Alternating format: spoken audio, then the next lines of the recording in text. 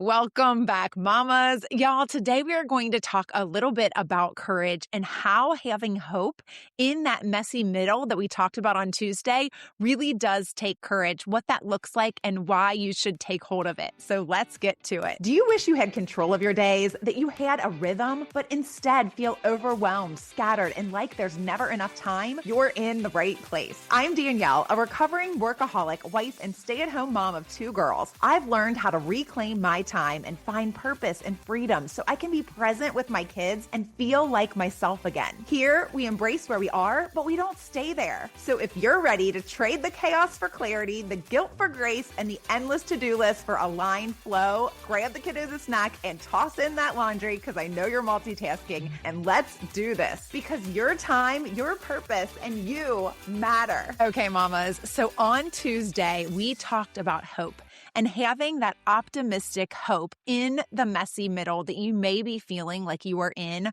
right now. And I just want to talk today about how to do that, about having the courage to hope confidently, to be optimistic and have that hope takes courage when you are in the messy middle, and what that might look like for you and why you should really take hold of that during this time, how you can, as a mom, hope optimistically, hope for that future that you want, that you know that you're going to get through this and that there's a reason to it. And to take courage that now, right now, you can make a decision that you are going to change, that you are going to change for the better, that you are going to take hold of this joy that you have so desperately been wanting. And I am going to talk a little bit about how to do that today. So I'm going to start with a quote. This one is from Napoleon Bonaparte that says, "Courage isn't having the strength to go on.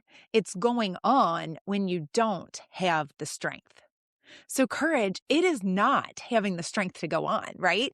It is going on when you don't feel like you have the strength to go on. And that is where you may be sitting right now as a mom. You may be feeling hopeless, right? And I'm sitting here and telling you that you need to grab hold of this hope, that you should confidently be optimistic and hopeful that you are going to get through this and that you are equipped to do that, right? So sometimes we just need that reframe in our brain of, okay, this is the messy middle. You know, on Tuesday, we talked a little bit about the resurrection. I use Easter as an example of that. There was that Friday, the crucifixion, and then the Sunday is the resurrection. But in between, in those couple of days between, that had to seem like a lifetime for the apostles, for, Jesus's followers, for his mother, for all of the people that were so close to Jesus, and he had promised them all of these things. They didn't understand at the time that he was really coming back on Sunday, right? They had no idea what he was talking about originally when he was talking to them.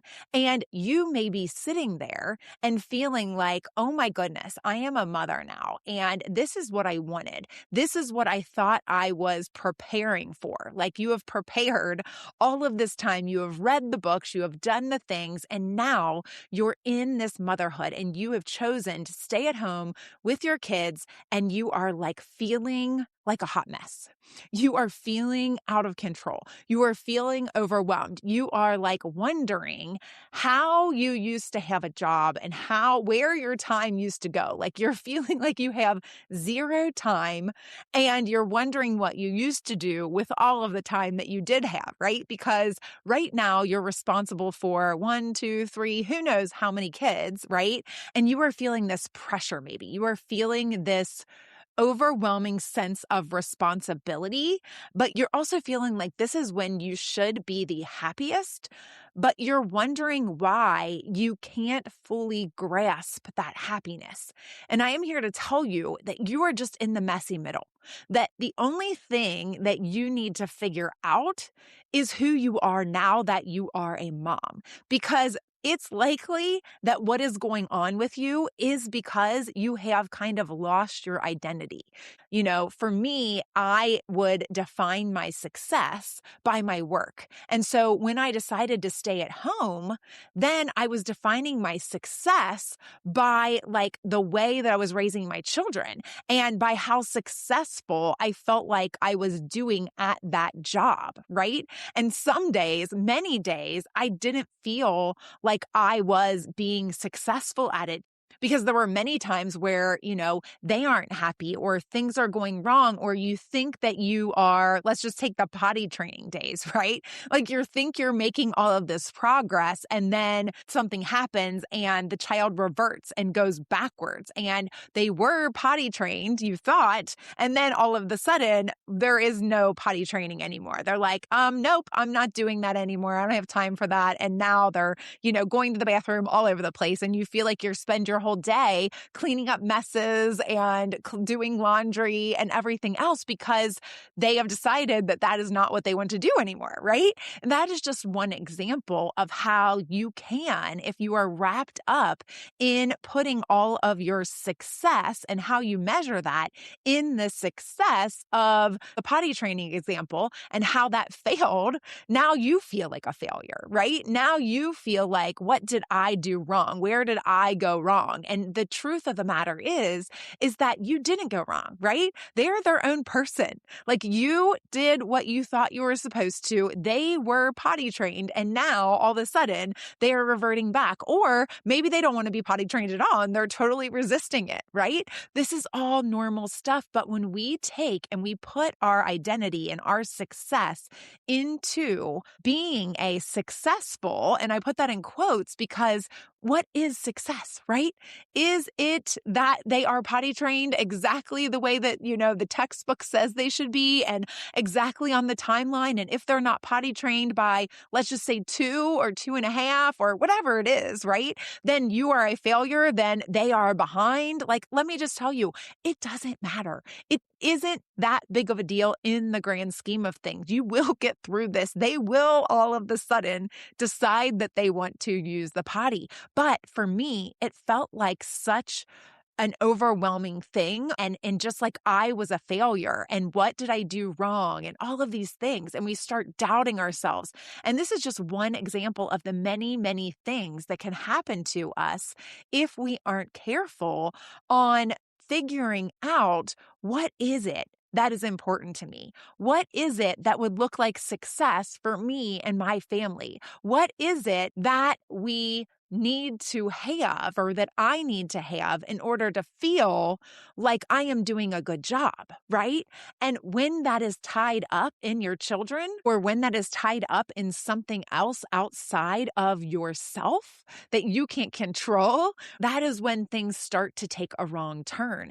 And so we just need to have the courage to know that we are doing the best we can, that we are going to get through this, that this little season, this patch, whatever it is that we're going through, where we aren't feeling confidently hopeful, right? Where we aren't feeling happy, we aren't feeling that joy that we thought that we would, that you are going to get through this. And you need to know that you can go on and that you should go on, and having the strength to go on even when you feel like you don't know how you could have it, right? That is the courage that I'm talking about. I want to read another quote here. This one is from David Goggins that says, "Have the courage to be who you are, not what people expect you to be."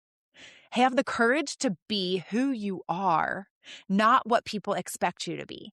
And so I talk about this a lot, about how we are at odds a lot of times with the way that people expect us to be, the way that this world expects us to be, the things that we see out there of the shoulds, that we should be able to do this or that or the other thing, right?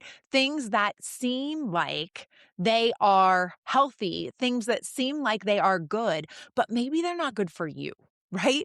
Things that are healthy, but maybe they're not healthy for you. So be who you are. To have the strength to do that, it takes courage. It takes courage to be able to be who you truly are. But also, do you know who that is? Do you know who you are anymore? Right? I found that I had really lost myself a little bit in this motherhood, or maybe I didn't truly ever take the time to figure out who I was. I feel like I knew who I was before I became a mother, but then once I became a mother, all of my priorities suddenly changed, right? Your priorities become about your children. And what does that look like? And how can that be healthy? How can your priorities be about other people outside of yourself, right? I know you have a spouse probably, and that has been, maybe you've been a family unit before you had children. And so it is really hard to try to make other people happy, right? You have to be able to be independently happy without other people. And when you take children and put that into the mix, it is really hard because you are responsible for raising these children and you want them to be happy, right? But you don't want their happiness to rely on you. But you also don't want your happiness to rely on them. That's a lot of pressure, right? You want them to be happy on their own. And yes, there are things that you can do to help to make them happy. And there are things that they can do that will help make you happy, right? And I'm not saying that you can't be happy for one another, right? Or be happy because of one another.